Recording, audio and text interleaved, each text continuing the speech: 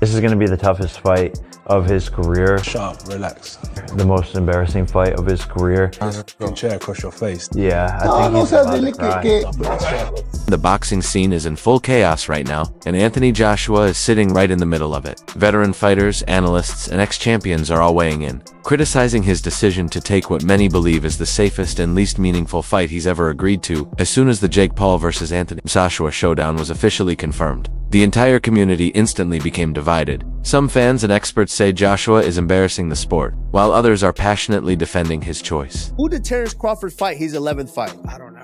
Who did Arthur Beterbiev fight? Jake Paul has found a way to make himself the cash cow early in his career to where we shouldn't care. Jake Paul has become the fighter right now that everybody wants to fight because right now he is the cash cow. He made $40 million just off of Netflix. He has found a way to do something with his following, get under people's skin to make people care about these fights. What advice would you give to somebody like AJ? That he has a lot of talent and not to get discouraged. He only loses when he quits. When you quit, all the doors of opportunities close. You know what I mean? You have to be game, and then don't get discouraged if you lose. Listen, you just lost. You may have got $30 million. You should give Usyk a kiss and say, "Can we do this again?" Don't let this internalize you. Oh, I can't fight now. This white boy kicked my ass. People are laughing at me. No, he kicked my ass for $50 million or $30 million. I hope he kicks my ass again. But this time it might not work out that way. I'm gonna kick his ass. I just think the more time you lay off, the worse you get.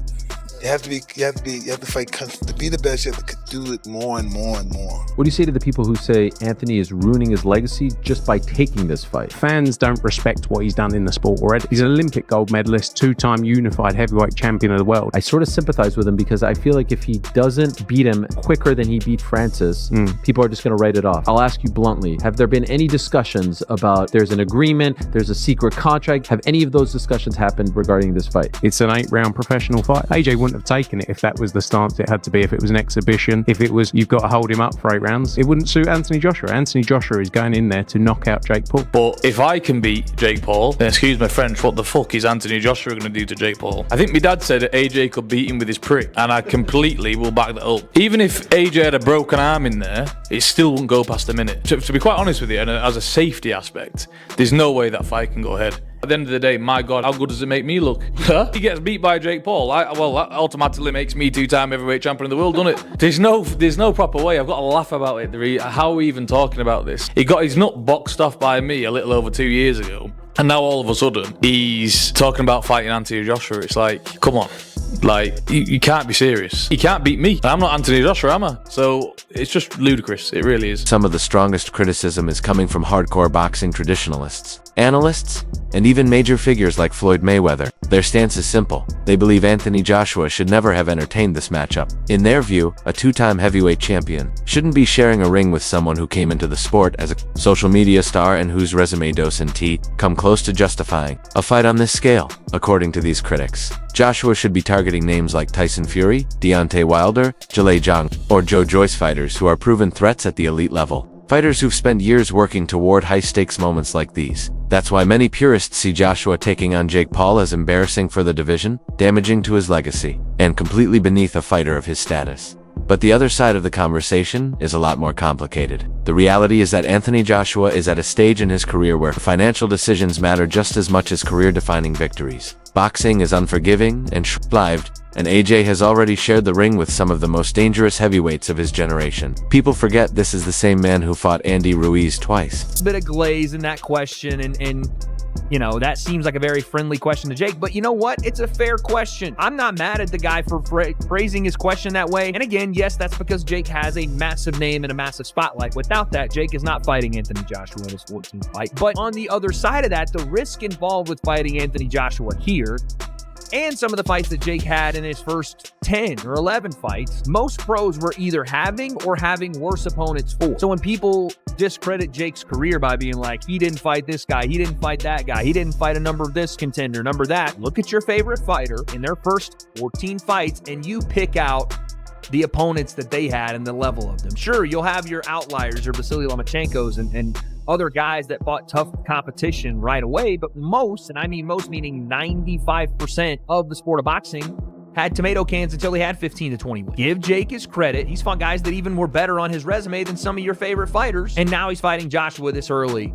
That deserves the credit that I know and the acknowledgement that I know Jake is. And it's a lose-lose for Anthony Joshua. However, given all of that, both men are going to make $92 million each. So forget my opinion. Who gives a damn? When you can bank $92 million for having a little move around in a boxing ring, fair play. You can't on that. However, let's talk about it. The reason I say that it's a lose-lose we'll start with Jake Paul first. The reason I say it's a win-win for Jake Paul is because, listen, if he wins, then he's beating a former heavyweight boxing world champion, certainly one of the best heavyweights of his generation, and of course, a man that is way bigger than Jake Paul. Of course, it's a win. And if he loses, it's still a win for Jake Paul because he had the balls. He was man enough. He was willing to test himself. He would prove everyone wrong, all his critics, like me. By the way, I'm not like out there on an island by myself.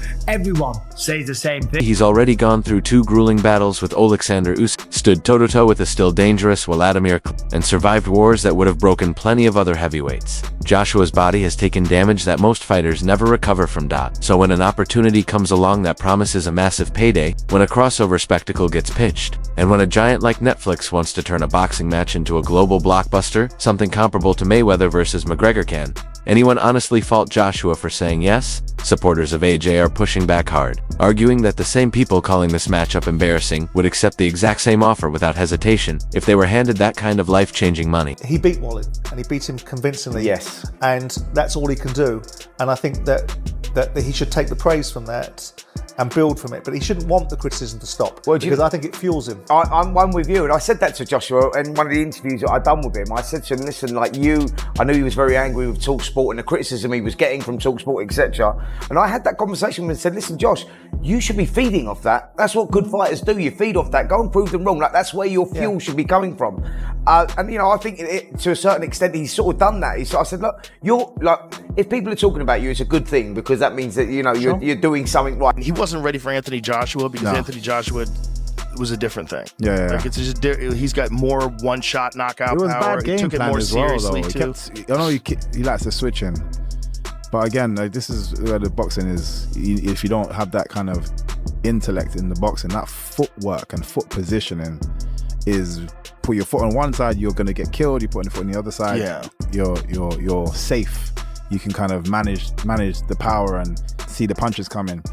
But he kept switching stances by just leaving himself in just the wrong positions. Yeah, he wasn't ready. Wasn't ready. There was a lot of hype off the Fury fight. Also, Joshua got to watch him box in the Fury fight and see some patterns. Fury, I think, probably took him lightly. Yes, I think so. He's one of the greatest of all time. This guy's never had a boxing match. At the beginning of the fight, he's like, time to go to school. Like, oh, really? Supporters argue that Joshua has more than earned the freedom to make whatever career choices he wants. After everything he's accomplished, they say he has every right to secure his financial future, and anyone criticizing him is either bitter or unrealistic. They also stress that this matchup will attract more global attention than any other heavyweight fight this year, and if Joshua performs the way most people expect, he'll leave with the biggest purse of his career and a knockout that will be replayed everywhere at this point. The debate goes far beyond boxing fundamentals. It's become a clash of pride, legacy, business, respect, and long-term survival. Is Joshua avoiding high-risk opponents, or is he simply making the smartest move for his future? Is Jake Paul delusional, strategically brilliant, or somewhere in between?